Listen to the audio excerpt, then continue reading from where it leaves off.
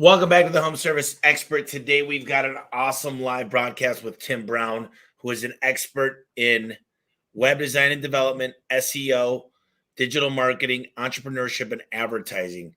He's based out of Minnesota, which is Minneapolis and St. Paul. He's the CEO and founder of Hook Agency. He's done that since 2012. He also was a big part of the Minnesota Search Engine Marketing Association and another company called Snap Agency a few years ago. Tim Brown owns a boutique digital agency out of Minneapolis that specializes in combining visual design and SEO for small businesses and construction companies. Tim is a content strategy evangelist who has built or has been featured on Forbes, Neil Patel, NBC, Fast Company, and he's also the author of 101 Ways to Hook Better Leads. Well, we've done this before. I'm excited to do it live. Can you tell me a little bit about the business, what you've kind of learned in the past, where you're going, what the future is of SEO? Yeah, I got into web design originally. That was my first love. I still love design. I think design is an interesting and actually big part of making, like leads happen on a website, and it helps with SEO as well if you have good visual design. But yeah, I got to the point where I'd made a lot of pretty websites that didn't have anyone on them, or I've made a lot of websites, and so like at a certain point, I really wanted to be part of getting those websites a lot more traffic, a lot more leads, and so I slowly transitioned my career into that. SEO, as you know, Tommy, I know you actually have more SEO background than maybe some people know. We talked about PBNs. We've talked about different things that people did and some people still do. There's a lot of different things. There's a lot of, in particular, in the 2000 to 2010 time period, there was a lot of things you could do that, like, it was actually insane. You could get a ton of traffic from just like putting a bunch of white text on a white background. For instance, you could just spin up thousands of links back to your website. It probably was a wonderful time in certain ways. And then it got harder. And some SEO people that started in that time ended up just really pushing into ads, right? Because, hey, if I'm going to have to actually do crazy hard work to rank something on Google, I'm just going to pay for ads. Okay. I got into SEO after all that. So ever since I've been in it, a lot of it has been around just creating really good content that people want to read, answering questions, and basically like almost like PR level linking, like getting links from high end, better websites than you used to be able to get away with links. So it really, when it comes down to linking these days, it's really about quality more than quantity. So if you wanted to pay for links like you used to be able to, it's very expensive, really. And you still can. Google discourages it, but I don't live like Google is gospel. So I like to find anything that works. Ultimately at the end of the day, it's really about being practical, and it's funny because Google says not to pay for links. Links is like the number one thing besides content that helps you rank these days. Google says not to pay for links, and like their whole business is built around, you guessed it, selling links at the top of their search engine. So, hey, Google is not God when it comes to the ethics of this. I know you like to say Google is God when it comes to leads and home services. And I agree with that, but they don't necessarily say what my ethics are. So I like to leave with a little spiciness there for you. Well, good, because, I agree with you. Here's the problem. You could pay the news. You could pay PR Newswire. You could pay 100 different news wires. They don't mind that. They don't mind if you pay. There's also easier ways to become a contributor to like Forbes and Huffington Post. So as you put good content out, they like that stuff. They want it to be natural, but yet it's like most governments. They want to be able to dictate the rules, but not follow them. And I agree with you. And what we've tried to do is really build strong, powerful edu.gov. And really, what I found is PR is a great way to grow SEO. It's a great way Yes. because it's the gift that keeps giving. Press releases, and if you get the press release to come back to your website, it really means a Yep. lot. And then just amazing content. A lot of people think SEO SEO is dying just because now they got LSA ads, they got the 3 top, then they got a couple BBC, Yeah. then they've got the sponsored GMB, then they got 3 more GMB, then they got a couple more sponsors pay per click. And so now to get to the organic, you're like scroll, then you got like 3 organic and then more PPC on the bottom. It's what do you have to say to someone that says, like my buddy, have you ever heard of a guy named Qasim? I have not. Muslim? He's one of the best PPC guys in the world.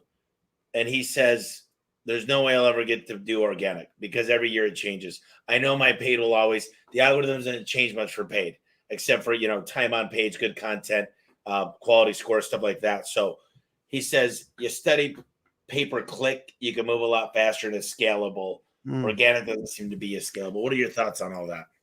I agree to a certain extent. There is a reason that there's so many corporations just dumping money into SEO right now, though. Like they're hiring like crazy. There's a reason Angie Leads is doing a ridiculous amount. I just lost an SEO to their agency, so the people that do Angie. But there's a lot of corporations dumping money into SEO. Why?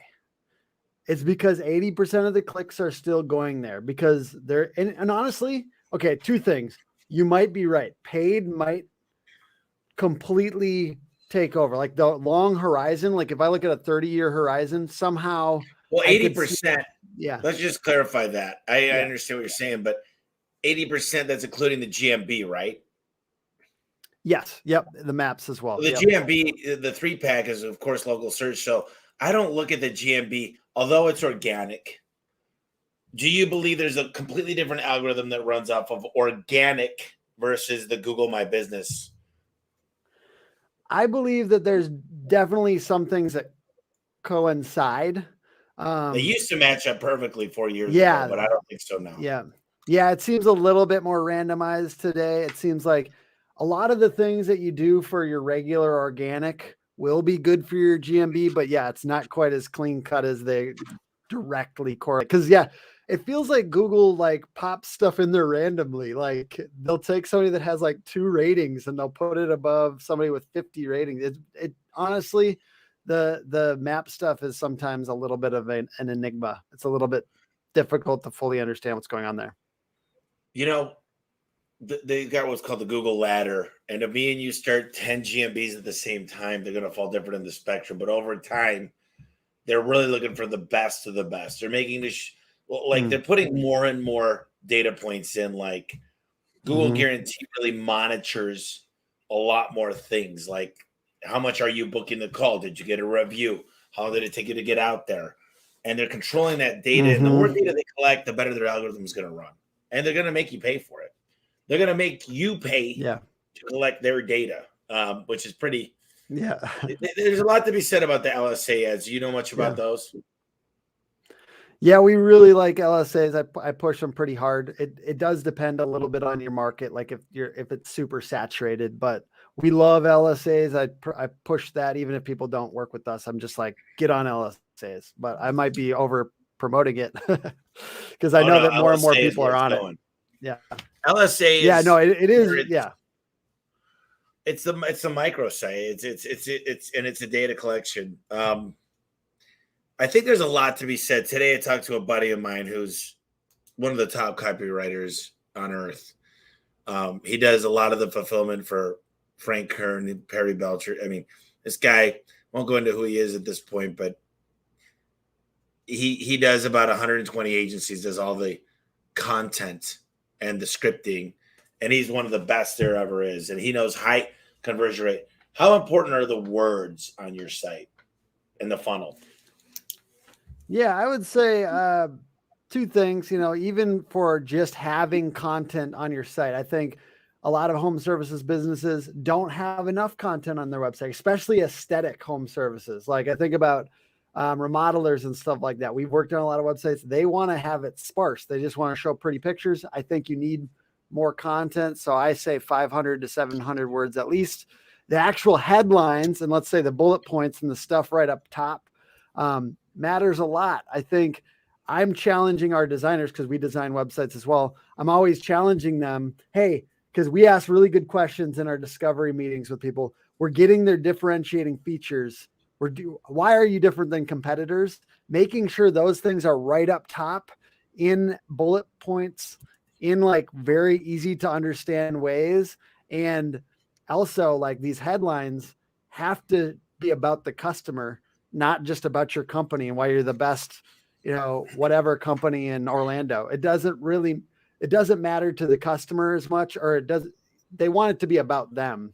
Whenever we're kind of in this position where we're making ourselves the hero of the story, we're kind of putting ourselves at a disadvantage because we're competing with the customer in their mind. But I mean, I feel like it's funny, Tommy. I know you're a very smart guy on this stuff, so it's kind of funny. I'd almost want to interview you a little bit on some of these things. I want to learn more about what you're learning out there too. Well, I think you got your competitive advantages are nothing to do with what the future holds. You can't say I'm the best at. We're open nights and weekends. We do drug tests and background checks. It's all historical data that's the customer. So out of the last 900 customers, 897 started on time, and the other 3 were corrected within 3 business days, or whatever that looks like. And I learned this all from Janie Smith and the competitive advantage. And really, competitive advantages are based on what you've done. That's like saying, I'm the fastest runner, but I've never had a race. How the hell are you going to make that statement? So I think competitive advantages are built on historical data. I might be able to say something like, we're the only company that goes through a 60-day certification with a 8,000 square foot training facility that flies their guys into Phoenix, whatever. And I don't think there's any, I could almost, if I make it very specific, I can guarantee that. But is it really cool that someone had 60 days training? Is that really a huge competitive advantage? So I think of competitive advantage like a unique selling proposition. Yeah. And the KPI should be measured from the perspective of the client. And if you could work on those KPIs, what do I care about? I care about that my family's safe and in good hands. I care about you're going to answer when I get a warranty call. I care that you're not going to be out of business in a few years. I care about what I order gets cleaned up. It's aesthetic. And then if there's a problem, you're going to correct it fast. But really, here's how you do that. You survey your customers. And find out what's important to them, because we always assume, all of my customers don't care about that. And then you actually send a survey out and you're like, oh my God. I see people that drive around some of the craziest the cars that I would never even touch. And there's a lot of them that sell. And I'm like, I can't assume that, can I? I can't assume no one would drive that. But I'm curious. There's so many mistakes out there. Just your hosting. I went to a buddy's the other day in Alabama. His website didn't load on my phone. It doesn't load on Droid mobile, but it'll load on iPhone. It's not indexed correctly. It's just crazy. Oh, by the way, news of the day for the people watching live, that GoDaddy just had a giant breach on their hosting where they just like dispersed everyone's WordPress information out there. So go check your WordPress and change your password if you're on GoDaddy right now. I don't really actually have a skin in the game on hosting. I do like WP Engine because I've used WP. I like WP Engine because it's fast. It's very fast hosting. They have like really good CDN. I don't want to go crazy technical for those that aren't interested in this, but then daily backups. It's awesome. It's a really great host for a lot of businesses. But I'm just texting to make sure I got some stuff hosted on GoDaddy. So have them change the passwords. Unfortunately, those things it's not all. I'm just going to forward this to a couple of people because I've got multiple businesses. No. I've got a couple things on GoDaddy still too. We had all these people watching the podcast, and now they're not. No, I'm kidding. so there's all these things that come on. Mobilegeddon happened, I don't know, like 7 years ago or something, and it Yeah. just made sure it's fast load speed. I just think if I had to tell you what my most important thing is in a website is it's the foundation is where it starts with is like the sitemap and understand how things get indexed. And I think there's so many times that people don't really think about their anchor text and their metadata, and they don't think about any of these things that are so important in a website. So the foundation is where it all starts from, and deciding, you know, a lot of them don't even think what shows up. Like you'll have all this nonsense show up under, you know, A1 browser repair or whatever it says. So you can change all that stuff. I don't know if people know that they could change what shows up when you search them. You know, you can put in best prices guaranteed or fastest company out there in parentheses and it'll pop up. Yeah. What is your best? Sorry, go ahead. For meta titles and descriptions. So if we get granular, basically for the people listening or watching, the meta title is just that blue text that shows up on Google. It's, you know, when you Google, let's say your name or your city plus the service you want to rank for. So one thing I like is for those of you that are doing some of this yourselves, it's about front loading the keyword towards the beginning of that meta title. So having it at the very beginning, that still works. I do think having kind of a unique value proposition, unique selling proposition in the meta title is a great thing to have there. Sometimes you're trying to fit multiple keywords in there. And so that kind of always comes first in this situation. But I do see people sometimes literally just leave it as like homepage in their company name. And it's like, there's money there. There's real money. If you actually spend the time on this, a couple ways to kind of do that quickly. If you're just getting into SEO, the tool Ahrefs, ahrefs.com, SEMrush, SEMrush.com. They just went public on the stock exchange. So SEO is getting its day in the broader market. There is opportunity to look at what your competitors are ranking for. You can pop their website in there and see everything that they're ranking for. Hey, it's actually quite amazing. Hey, and if you have an SEO company, pop theirs in there so you can see how much they got their what do they say? The cobbler. It's a cobbler that doesn't get their son's new shoes because I'm always scared of that. Hey, I'm scared if your SEO agency isn't eating the pudding of SEO themselves. I'll tell you this: most SEO companies are not the look. I beg to differ. At least 75% are not the end SEO company. They're just the face of it. It's like those companies in China that go to a different manufacturer and they just they're like they're taking their middleman fee.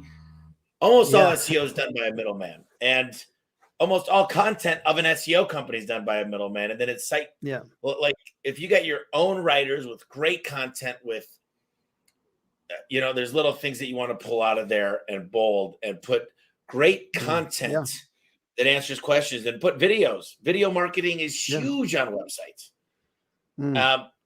Time on page, all these things matter. And I got to tell you, there's a lot of quick wins. Think about this. I know companies that literally they find stickers of old companies and they call the number. If it doesn't work, they buy that phone number. Why not build? I like that. Well, why not build a web page for the old company and say we know how to work on them? And you rank for the companies that went out of business. Or why not look at a okay, so there's a manufacturer called Wayne Dalton. They got a Torque Master system. My website is very, very powerful. You call Wayne Dalton, guess what happens? You're out 4 weeks. Who are you going to call? The next one down. Why not say your company works on Torque Masters the same day? You put on that metadata same day. These are things that I don't even do all the time. I should just spend one day just fixing my own shit. But you know, but I was going to say that. Yeah. Go ahead. I was talking about, you know, the SEO companies that don't eat their own whatever. Drink their own Kool-Aid, right? Drink their own Kool-Aid or whatever. I love SEO. I love it. Live and breathe it. Just like you, Tommy, you've got the training system internally for your guys. You're making a training organization. And that's important to you, and getting, you got your manuals, you're helping people grow. And that's like the biggest piece of your company, I think, is from what I can tell from the outside. To me, that's what we're trying to do. And I think ultimately, I'm not trying to like just a pure promotion, but that idea of creating a training company applies here as well with what we're trying to do. And we have writers internally and SEOs internally. It stinks a little bit because, hey, people can come and swipe your guys and you did all this extra work to train them up. But creating a training organization, to me, that's what it's all about. And I take inspiration from you and what you're doing over there, trying to create a training organization. I think that's, we talked about employees last time we talked.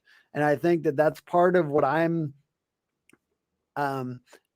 really trying to do, because I think it really is hard to go, if you're just that company that lives off of everyone else's employees and goes and grabs them, and you don't have your own training system.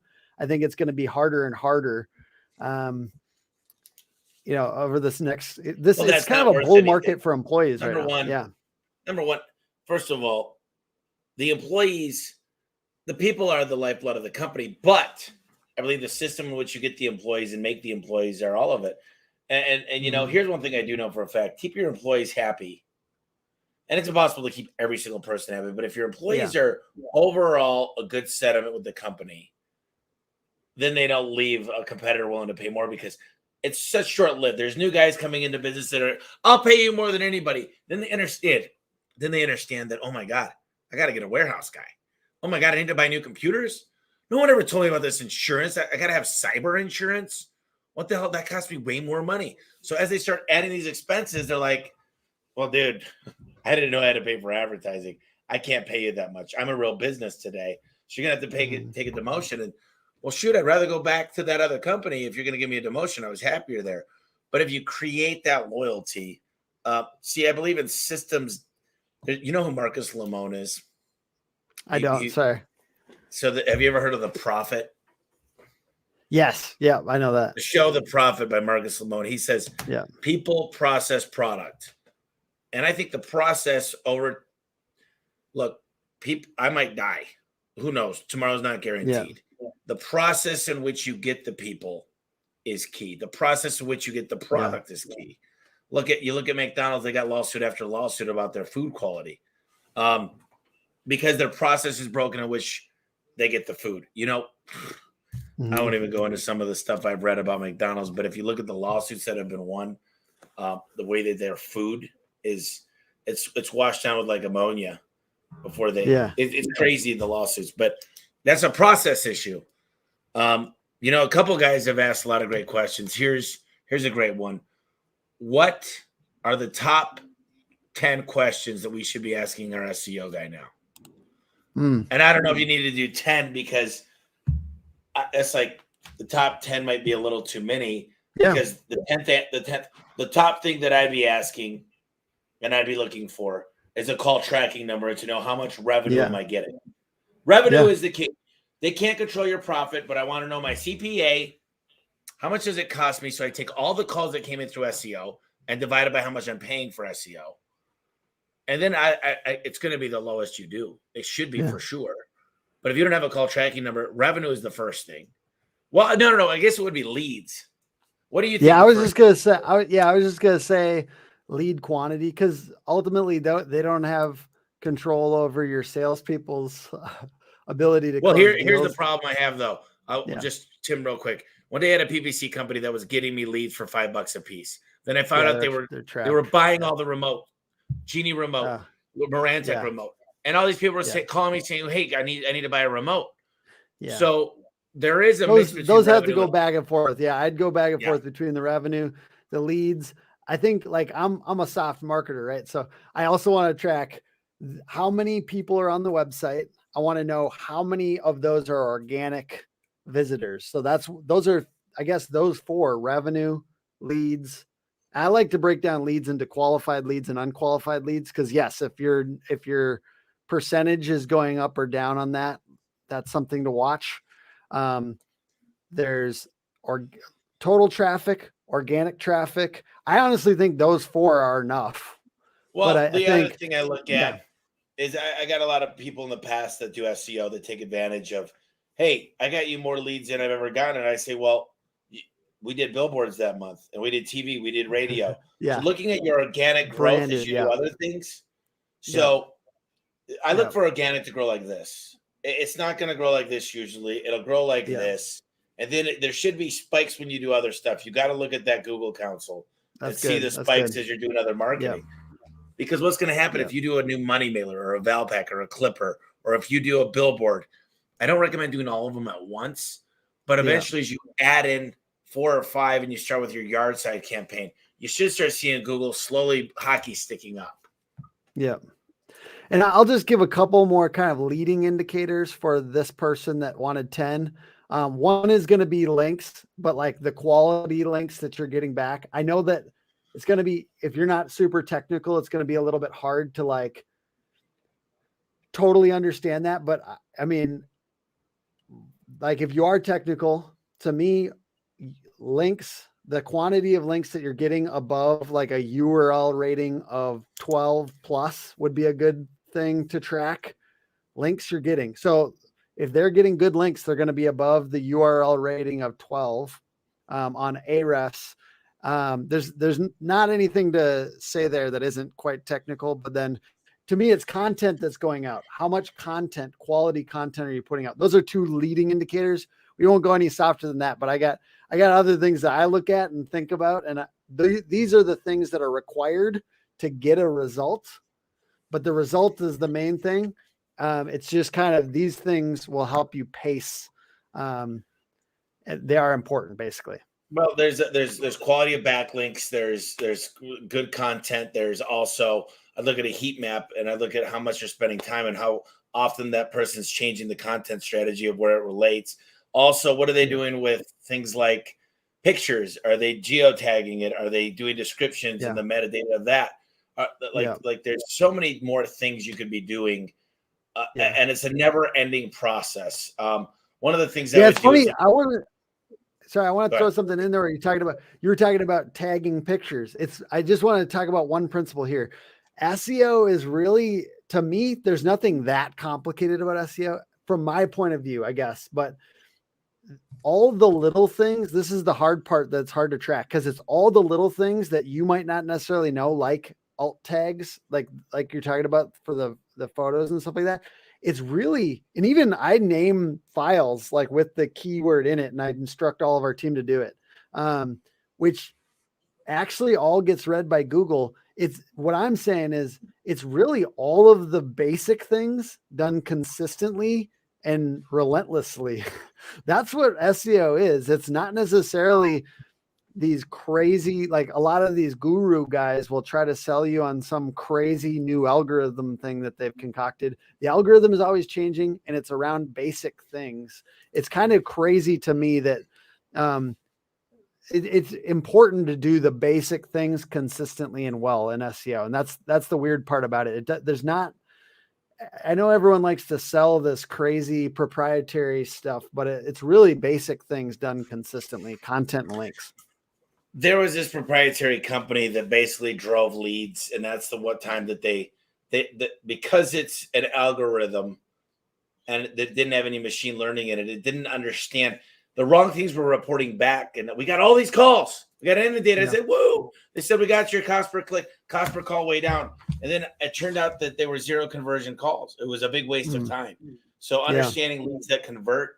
And then there's always that question, what are billboards, TV, radio? What happens is there's your branded search terms versus non-branded. SEO is about non-branded. Of course, you better freaking come up for your own search terms. You better bid on your own keywords. But if everybody's searching A1 garage door service, the reason I do that is because, well, that's my company. If everybody's searching A1 garage door service, the SEO company shouldn't take. They should not. You've done something. You've done the wrap trucks. You've done the TV, the radio. But if you're popping up for garage door repair, Scottsdale, more often. So you got to understand branded versus non-branded. What are your thoughts on that? Yeah, I think that that's very important. It's hard to delineate, like in your situation, it's a little easier for earlier companies. So let's say um, the first 5 years, like we have like a high end home builder here in Minneapolis, right? Them, their leads have gone up in such a significant way, but it corresponded with their brand growth as well. So it's hard to get full clarity on that in a lot of ways. We can track organic, and we can track how many other great keywords they're ranking for. So those are the things that we kind of focus on. It's hard to fully parse out brand. What we want to do is we want to crank up leads, and in some of our cases, we're the main thing that they're doing for advertising. So in those cases, it's a little easier. It's like I said, it's harder when you're doing a bunch of other. It's hard to get full attribution, and at that point, I think it's almost better to focus a little bit more on like what are the keywords we're ranking for that are likely to be lucrative, and how are they moving? Are we moving up for those keywords? Tracking them on a regular basis, looking at the historical trend, and then it's like then you focus on that instead of just leads. You kind of just have to add in like the top 10, 20 keywords that you're trying to rank for, and really kind of make sure that those are moving up. If they move up, it's very good for your business, but like I said, it is a little bit hard to fully delineate the brand thing. But you look at there's a lot of spots that you could be. You're not going to come up twice in the map section, because not for a service company. You wouldn't want that, because you get pulled out of there. That happened once for me. Unless you're like showrooms. So you want to come up in the LSA, the GMB, the PPC, and the more names you pop up that look like the same name, the likelihood, if you're there 4 times and the 3 algorithms in the 4th one, is just astronomically high. You're almost for certain, because we trust Google. That's why Google makes so much money. We trust the search results. We know paid. Remember when they made the paid ads they used to be like dark yellow and like nothing to do with really what I searched. And I'd rather go to Wikipedia than a Google link. It was like a national company doing paid ads. And I'm like, I don't want to call this company. It was dark yellow. Then one day I woke up and searched something, and all of a sudden it was really light. It was almost the same color as organic, and it barely in the bottom right corner said ad. I mean, I had to look for it. And I'm like, and then I was like, these crooks, they want to, and they really tried to get a fast one, but Congress overturned. They had to make it darker again, but not super dark. Now there's very good quality in pay-per-click, really, because they track your on time, your on site. They track how many pages you went to. They track so many things. I thought I was a genius one day, and I put the phone number in the pay-per-click ad at the top, and then I realized my click-through rate went way down. That call tracking number went way up, because it was different on the ad than I had on the website. So the call track, I was like, man, I found a way to beat Google. Then my quality score went down because I didn't get the click-throughs. So then I was paying way more for a click when they did click. So Google beats you either way. They're smart. Yeah, they're pretty smart. And they're getting smarter. The old tactics just don't work anymore, man. Like you said that you've been doing SEO for a long time. What are some things that used to work that don't work now? I'm curious. I can give a couple too. Well, I can tell you just the fact that I used to best spinners. You can do spun content. Basically, spun content just means you could take a sentence, rewrite it 10 times, to come up with all the synonyms for every word, and 10 synonyms per word. And Best Spinner just helps you find that data. But when you read the sentences, you're like, I went to it. Instead of Ivy League, it might say a gratuitous, and it will just, it's just the synonyms. All of a sudden you're like, oh man, those synonyms, it sounds like somebody, they're a foreigner or a spun content. Because I came from programming, like and coding stuff, I had pages on my website for different suburbs or whatever when I was starting out, and I would put the like city name. I would just have everything written out, and then I would like swap out the city name in like 5 different spots, like, and I thought that was going to work, and it did for a little while. And then basically Google is like, duplicate content gets smashed. So duplicate content used to work okay on city service pages, and then it got smashed down. So let me see what else. There's another thing we used to do, that the keyword density, it would be almost always, you could tell if it was 9%, 10%, 12%. And you could basically do a study on 10 of the websites that ranked. See, success leaves clues. So when you could run the right tools to see how many times the keyword was, so search garage door repair or torsion spring replacement, and then you could look at the website that ranked number 1, and you could tell how many characteristics were in the metadata. If you made it the exact same characteristics and have the keywords in the same spot, and then you find out the keyword density and just got more links in them, you'd always win. And that's still kind of work, like that. Studying that stuff really does work. It does. It's a does. It's a soft science. But then there's YouTube now, and there's also this, there's citation sites. Here's the thing. If someone wanted to learn an algorithm, unless it was completely spontaneous, which means there's no likelihood of having the same result for the best. But I think when you look at, if I had to build an algorithm today, I would build it on a lot more metrics. I want to control the phone call. I want to be listening to that phone call. I want to look at the tonality. I want to see how many rings it get answered. I want to know if it got booked. How would I know? Because of AI. And over the next 3 years, as AI, right now, Facebook's listening to me. As this AI starts kicking in, they're going to say, this company's got more trucks. This company comes out faster. This company has more reviews. And it's going to get harder and harder to build this fake link pyramid scheme, whatever you want to do. The Web 2.0, of course, Web 2.0. And everything that we're doing on link building, like, because link building, it's the less easy to understand aspect of SEO, but it's still number 2. It's number 2 to content.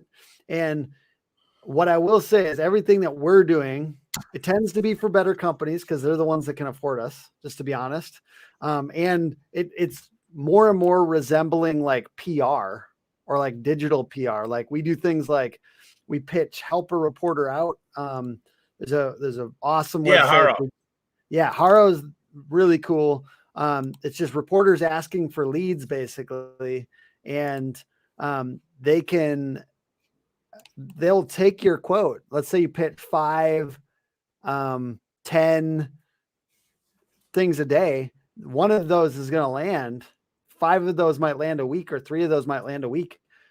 Each of those links back to your website puts you head and shoulders above most of your competition. It's weird. It's not that crazy hard. It's just, even for people that are trying to do this themselves, it's really just about doing the things that are a little more difficult. And it, like I said, it just starts to resemble kind of digital PR a little bit more than it does like old school SEO and the black magic kind of wizard behind the curtain stuff. Even though like that stuff is cool. It's consistency. Now when you get big enough and you actually get involved in the local community, you see, here's some easy ways to win. And I've mentioned this before in the podcast, but go through your QuickBooks and find every single freaking person you're paying. Okay, Tim, I want you to do this. I want you to go through your QuickBooks and write down every single person, whether that's a tool manufacturer. I want you to pull everybody. Then I want you to go on here and spend 1 minute each. Hey, my name's Tommy. I use your bank. And I just wanted to tell you guys, I think you're one of the best banks. I got to tell you guys, you're absolutely phenomenal. I want to recommend you guys. Can I make a small video that just says how much you kick butt? And here's all I need you to do. Just say Tommy Mello, the founder of A1 Garage, with a link to a1garage.com with the HTTP. I want you to put my link in there, and then I'm just going to write a quote down for you. The Western Bank, whatever the bank is named. And then I'd love it. I'll make you look good. I'll make you look amazing. I will, because I just cherish our relationship.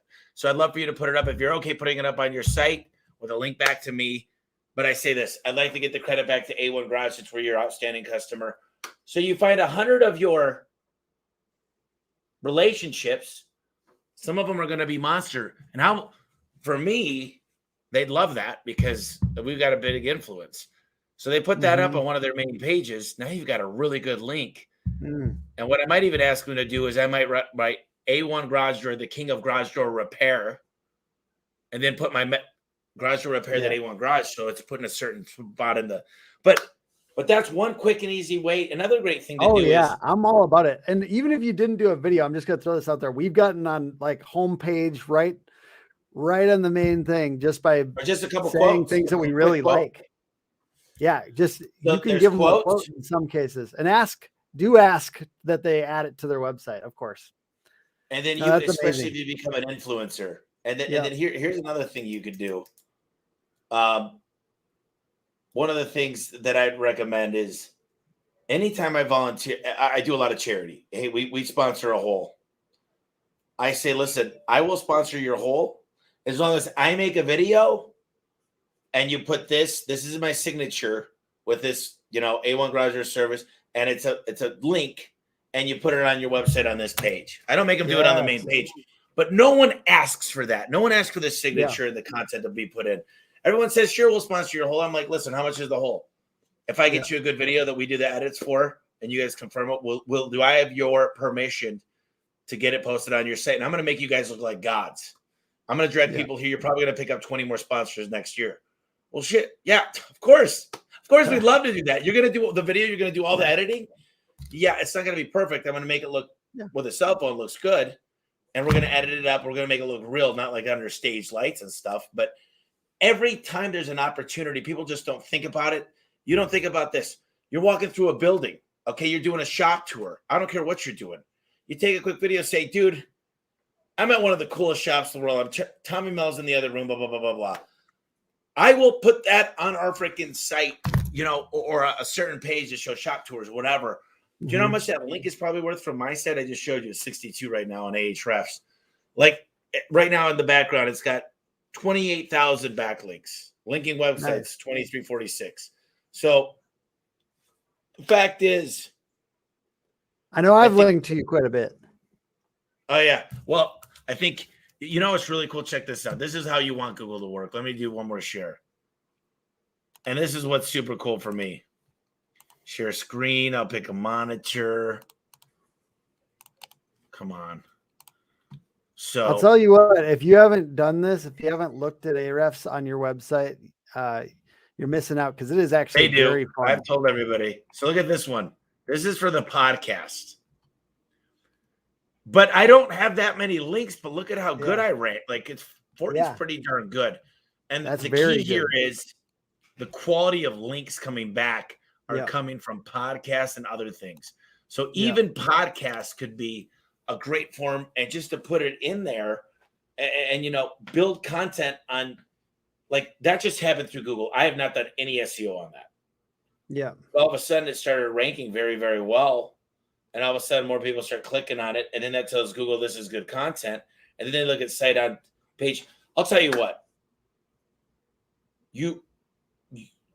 I've seen some of the best ranked sites in the world have the biggest, the crappiest conversion rate. So what do we do about that? What do we do when the website, and a lot of people that have the most beautiful website doesn't rank at all and no one's ever looking at it?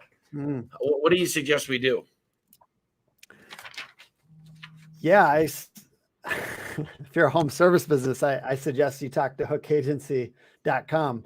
Hook Agency. Really hookagency.com is we do beautiful websites that also rank on Google. And I think, some of the things that you can do, if you're thinking about this, maybe making some modifications to your current website. If I always say 500 to 700 words on each service page, you can use things like show hides to kind of hide some of that content if you don't want to have just a giant wall of text. It's really about considering the visual design and the SEO in tandem. So as you can make a beautiful website that ranks on Google, but you have to be willing to create a lot of content, and you have to be willing to do some of these things that Tommy's talking about. And I'm talking about with Haro, podcasts, giving testimonials to people. There's a lot of things you can do for links, but you have to find something. And once again, some people get on the news and they don't ask the news channel to They make don't sure even give the news the freaking crap. Yeah. And they might not even ask you, but you can give it to them and they will cite you. They have to. Here's something else. I know a company, and this is what they do for a living. They go to high page ranks websites and they call up the admin and they say, listen, what's your favorite charity? They'll say, animals for, foundation of animals. I don't know. And and you'll say, listen, I want to send you a $400 check. I want to do a write-up on how many dogs are killed in the garage door because it's inhumane. They leave them out there in the summers in Arizona. And I'll give you, we'll do all the research. We'll have the evidence. How does animals have to do anything with garage doors? But if you come up with a subject and you say, listen, because of the time you're going to take to put this on your website with your master web host and whatever, we're going to go ahead and give you $400 towards your charity. We'll just send you a $400 check. You do what you need with it. Do you know how many people? I don't have the time to do that. But do you know how many times? I just told my trainer, I said, write me an article about home gyms. And he goes, dude, your website ranks so good. What would I have to do to get a link? I said, I want you to have 10 videos. I want you to have 10 pictures. And I want to rank number one for home gyms because I'll have the garage door installation matters. But you do all the content for me and you make it badass and make the content. I want 1,500 words minimum. And he said, sure, done. So I got him to write the article and I'll link back to his website, but who cares? Yeah. And then I'll just put my blurb about insulated garage doors make more sense for a home gym. Here's how to get a free quote. So I could also use people to write my content by giving them some links because some people protect their outbound links and say it's bad to outbound link. But if it's a good website you're outbound linking to with a lot of great content. Yeah. And that's exactly how I got into SEO because I was trying to rank for Minneapolis web design back in the day when we weren't a niche agency because now we only serve contractors. But I would just go out to websites. I got articles on different websites. So you can do that too. And it is a powerful way to guest posting is what they call it, guest posting. And it's not that hard. You can pay for play on that too. Yeah. Yeah. Yeah. There's a lot of ways to buy those as well. I mean, think about it. You get a hold of the Humane Society and say, listen, I want to write an article about some of the stuff that happens with animal cruelty with whatever, if it applies. Yeah. There's so many ways to kind of, you can whiteboard this crap and go crazy. Talk to me about the winning website formula. Yeah. We have 5 things that we suggest every contractor or home service business has on their website. I'm going to go do them kind of quick and we can dive into them if you want. But one is strong visual call to actions throughout the website. 2 is testimonials and other trust factors.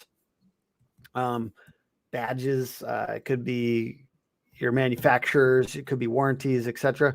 3, emotionally persuasive images and headlines. Like I talked about earlier, making your ideal customer the hero and help them imagine themselves working with you. What is that peak moment of emotional satisfaction that they have in the process of buying what you're doing? And showing a picture of that, showing them in that state. 4, an emphasis on search engine optimization throughout the process. So I don't think you can just slap SEO on at the end of a web design project. I think you have to build it with that in mind, build it with the right spots for content on your main services pages and make it look nice, but also the right buckets for content. Should there be different buckets of content on your website? So a blog is an obvious one. Should there be a spot for videos? Should there be a spot for, products that you're trying to sell? What are FAQs? Yeah. FAQs is huge. And then 5, really clear differentiating features or unique value proposition. I have to ask that question 5 times in every one of our kickoffs with the client. So I say, what can your competitor not say? What can your competitor not say? And they go, what? They give me the basic ones: customer service, higher quality, and I have to keep digging. It sounds like that's something that your customer would say. What can they not say though? And sometimes it's something weird. Sometimes it's like, hey, we're they can't say that we're a 5-person company and we have like super intimate customer service and we'll answer the phone at 7 p.m. like, or whatever it happens to be. Like, it might be something weird, but you should use that on your website, whatever it is, something very granular and specific to you. You should be talking about those things as much as you can. And I think a lot of people get scared to do that when they're small, because they're like, well, we're going to get big. Well, you're not big yet. So use the smallness, or if you are big, use the bigness. Use the things that are very specific to you and kind of zero in on them, and definitely say that, like, the best thing I can do on the copy side is like, go to the testimonials that somebody gave to you or the reviews that you didn't ask for, and pull little snippets out of those reviews and use that as the headline or the copy. Because a lot of times when you don't, you wouldn't say that, but your customer said that. Sometimes it's more basic than you would say it because they don't know as much about your thing as you do. But pulling actual verbiage from reviews is a lovely way to kind of get inside their head a little bit. I think there's so many things you could do. I think probably when people talk to me, they say, what's the number one thing you need to do in starting a home service business? I say, figure out your brand and get your website going, because there's one thing that you can't make Google do. Have you ever heard of Matthew Woodward? Oh yeah. Love him. So he and I were talking the other day, and I said, how much would it take you to rank a website to be number one in North America for a whole subject coming from zero? He said, full-time work, meaning content writers, link building, full-time to take over the whole country, minimum of 12 months. He goes, but that would be astronomically, we'd have to study the competition, and that's starting from zero. So what he'll do is he might buy 3 websites and do a 3-1 redirect on all of them to one. He'll build all those 3 up. Yeah. Yeah. Well, what do you think about that strategy? I didn't think I was I even kind of gonna bring like that it. up. I mean, here's the deal. We don't do that for clients. But I've tried it. Like, for instance, I was at a venture doing like a cannabis investing website, and we did that because this person was like, budget is not an issue. Like, we just need to crank this thing. And what we did is we hooked it up. Like, I think about it as like hooking up a bunch of old car batteries to like the back end. So you take like 5 websites that are kind of in adjacent subjects. You build out those pages on the website. You can crank up the authority. It's just a little bit dangerous. So like, just like it's car batteries, like, it also, you wouldn't want to accidentally burn that site. No. It did work. I look at it. Look, like, for example, I have a competitor that got booted from his franchise, and his website was amazingly ranked. He worked on it every month. He had SEO done. He had great content, but he wasn't allowed to keep that franchise name. So all he did is 301 that to the new website, and he took a lot of that juice with him. Yes, but he didn't take a bunch of dead I love sites. that. I love that. And honestly, it's not even that big of a deal if you change your name. I generally suggest trying to stick with the same .com for as long as possible. But if you have to, like my company used to be called Tim B Design and .com. And then we redirected to hookagency.com. 3 to 4 months later, I would say 90% of the juice remained. Is just a rebrand. So it's not that crazy. You just need to make sure that all the redirects, all the pages have the location. They all load on the same exact URLs because a lot of times you lose the content and all that. So what I'm saying is, if I was going to build a franchise of 500 locations and I wanted to do it in a year, I might find the best locally SEO'd that's something like 40 on Ahrefs. And then I'd redirect that to my new franchise site and then start working like crazy on that on a national level and amplify that. I'm just saying that's the best, easiest way with a 301 to kind of side swipe some of the juice.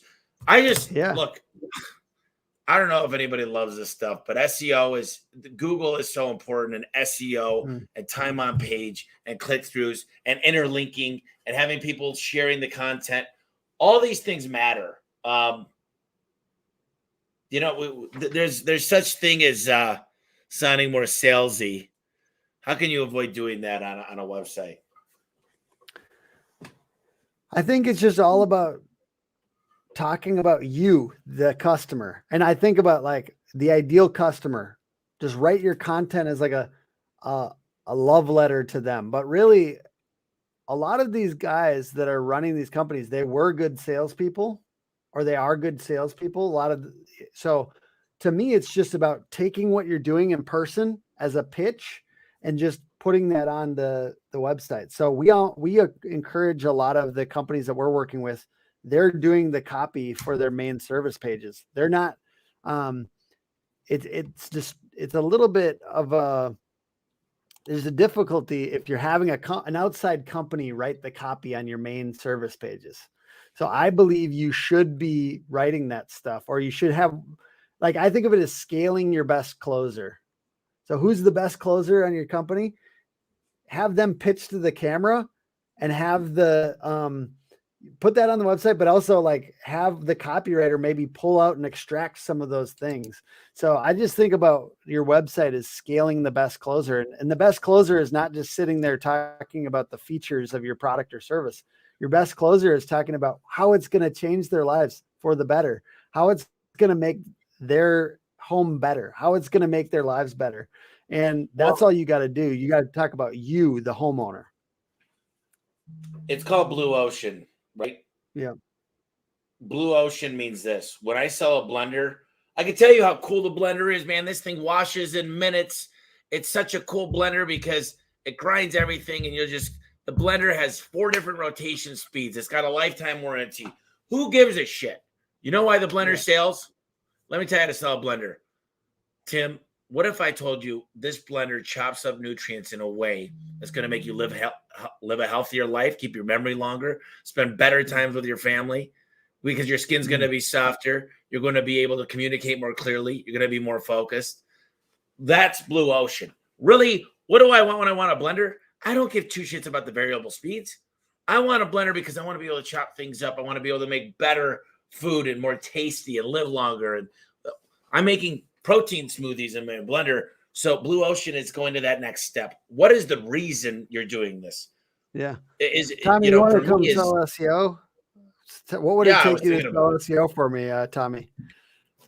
What is the reason that I do SEO? For me is why would you want a garage door? What if I told you I trademarked, and everybody knows this that listens to me, but the garage door is the smile of your home.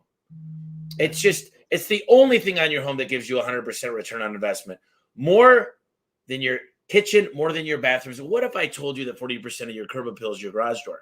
When most people buy it, they realize they didn't spend any money. They made a great investment into their home. And number 2, I would tell you this. It helps sell the home. It's got a transferable warranty from May 1. So even if you do decide, it's one of the sale features of the home. I mean, I've got a rebuttal for everything you can think about garage doors because I spent so much time learning about what people ask. But there's a Marcus Sheridan book called They Ask You Answer. Ask more questions, survey more people, find out what people want to know, and then build your content around what people are really asking. Because us as professionals, we tend to think we know of everything people ask. But when was the last time you really listened? The stupidest stuff comes out of their mouth. Well, how loud is this thing going to be? Well, how loud's a garage door opener? How do I know what's a quiet one? Why not do a survey on all 10 of them and say, this is the pros and cons to each opener? And say, look, but here's the thing. Here's a little secret sauce that I can tell everybody listening. Look at the questions that Google answers. And if your website ranks right, try to answer some of those questions too. Because you'll outrank those companies if you have the good SEO done. Oh, like man. That. This is just, what we should do, Tim? We should do another one of these. And we should just really spend time going through 4 different websites. And I want, let me show you some stuff here. I just Tommy, got what random if we did sites. It in person? You tell me. I'm in. I'm gonna be in your neck of the woods in February, and let's do it in person. I've heard you say that you're open to somebody doing a company tour. Would you? Yeah, as long as I get a testimonial. So yeah, I'll do a really adamant testimonial, and I'd love to have you. I'd love to do this dissecting websites in person if you're open to it. So I wanted to show you one thing. So this is my website. It's not the great. Oh, I love it, but I think there's some more things. This is a roofing Yeah. set. I just pulled up a random one. Yeah. That's got this Yeah. beautiful video playing in the background. This is one that's just got a picture of this lady in the background with a guy looks like doing something to her sink, and it's a plumbing and air conditioning company. Yeah. And I think this is to each their own, depending on how it loads and, Yeah. and website and stuff. But let me ask you this. What do you think about, do you like the video in the background kind of going and showing different things? Do you like a static website that just has a good picture? What's the deal? So I like to make the interactivity be a little bit more in like the buttons and the opening and closing and like a little bit of carousel stuff. The video thing, I just launched 2 websites with it, but I want to say I do think it hurts your load times. So the 2 companies that we did it were commercial construction, and I felt like the aesthetics of what they were doing was so important. We did that for a granite showroom too. We've done it for a little bit more like high aesthetic home service businesses. In general, I'm kind of nudging people away from it because of the time, the load time. Like it really does affect your SEO. If you have high load time, if you do have a video background, which I do think it does look really cool. I think that So do you know what a lazy loader is? Do you know how lazy loader works? Yes. Yeah. Yeah. So you could always activate the lazy loader. Man, I love that I know some of this stuff. It's been a while, but you could. I love talking about mobile. For mobile, you could activate the lazy loader. Yeah. And what that does is it disengages certain things. So for load speed on mobile. So you want to make sure that your score is super high. I just know this because Andrew was working on it with Matt, and But let me ask you this: I got to go through some of these questions because we're a little over. What is someone if they want to find you, Tim, and they want just the access to get you and have you go through their site and maybe even just see how they're doing? What's the best way to reach out to you and go about doing that? Just check us out at hookagency.com. We have a lot of information there about our services, kind of going through an overview. And then just connect with me personally on Tim Brown, Hook Agency on Facebook, LinkedIn. But yeah, hookagency.com to check us out. And, we're definitely down to just talk through where you're at currently. We can put it in our tools and see how you're doing and talk through how you might improve it. All right. And give me 3 books that you love. 3 books I'll go with Traction. 3 books that mean a lot to you. Just nothing about home. Yeah. I don't want to hear my books. So don't do me. So tell me 3 books that you love. Hey, I'll throw out Traction. Boom. This book, Gino Wickman. Yep. Absolutely phenomenal. Like it didn't mean anything to me when I was an employee because I read it once when I was an employee, and then when I went out on my own, I was like, this thing was a godsend. I'm gonna say the E-Myth Revisited. Once again, this is about creating systems in your business, and it's absolutely phenomenal. From the very beginning, I've been reading this. So like everything, I wrote out all the job titles that I was going to have to play in my business in the description. And then I was those titles and I handed them off one by one. And lastly, and I know this is going to be, some people hate this guy, but I'm going to throw this one out there. I love the 10X Rule by Grant Cardone. No. I think I think he's genius. I really do. Yeah. I really subscribe to Grant now, and I'm not a big fan of most of the people out there, but I really enjoy what he's doing. It's just about making bigger goals. And 10 times bigger, because what it forces your brain to do is not think, how do I grow 10 times? You got to think differently. You got to say, holy crap. When I started thinking 10 times, I said, man, I'm going to have to become a consolidator. I'm going to have to work on systems. I'm going to need a training facility. I'm going to need a recruiter.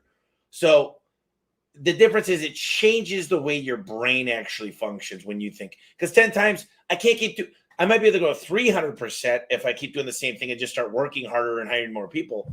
But if I'm going to grow 1,000 times, it needs to be a different mindset. Yeah, exactly.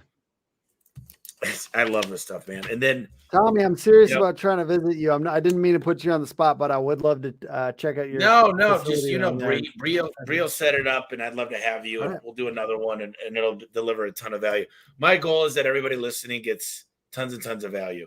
Awesome. So last thing I ask, because we talked about a lot of stuff here, if you could give some stuff, maybe some go to action things, maybe something we didn't discuss, maybe just some great insight on something. Yeah. I'll give you a couple of minutes to kind of close us out. Yeah, I think, for a lot of people out there, it's just going to be Googling the name of your company, seeing what comes up, potentially diving into either Ahrefs or SEMrush, ahrefs.com or semrush.com, seeing where you're at. The first step is seeing where you're at. And if it's bad, don't get discouraged, man. We're all starting from somewhere. And Google is going to dominate for another 10 years. I'm going to go out and make a bold prediction that Google is going to be pretty important for another 10 years at least. And just popping yourself in those tools and popping a couple competitors in those tools. And then lastly, if your website isn't quite up to snuff, just Googling the winning website formula, going through our website will come up. Just go through one by one and make sure that your website has those things. It doesn't mean you have to fully redesign the website. It just means get more testimonials on there, get more clearly differentiating features on there, get more pictures of happy customers on there. Make sure you have clear call to actions. So it doesn't have to be a complete redesign. It just means you need to make sure that you're getting trust on your website. Trust is the biggest thing. I'm excited. You gave me some good ideas. My brain goes 90 miles an hour. You know this. It's just getting actionable items and getting the results you need. I got some good ideas. You know what I'm going to do too is everybody's been asking me how to remove bad Google My Business pages that are fake. So I'm going to have a little, do you know how I was going to run through that? I'm going to do a bonus here, not today, but I'm going to teach people how to do that. You just made me think of that too. So listen, I'm excited. Happy customers. Make it exciting. Show off your products. Show your unique selling propositions by saying what you've done in the past, and really start thinking about that, because that's great information. I got to tell you, Tim, you are very informational, very fun, very cool. We're going to do this again. You come out in February. We'll make it a fun time, and we'll make it a learning experience. Me and you got to catch up on a lot of stuff. So get with Bree. We'll make that happen. And you most of the time that I'm there, I can just kind of hide in the shadows and look around. Don't worry about me. I don't want to take up a whole day of yours. I just want to kind of like look around and see. I think what you're doing is very cool. So Tommy, thank you for being open to at least talking to me for a little bit when I'm there. I will have anybody you want. I've already had lots of companies. I try to get 5 through here a week. Yeah. Feel more than free to come in, check us out. There's no secrets here. We'll show you the LMS. We'll show you the trainers, the recruiters. I use 3 different CRMs.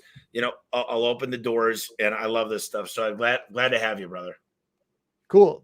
Appreciate you, bro. Thank you. All right, Tim. Take it easy, bro. All right. See ya.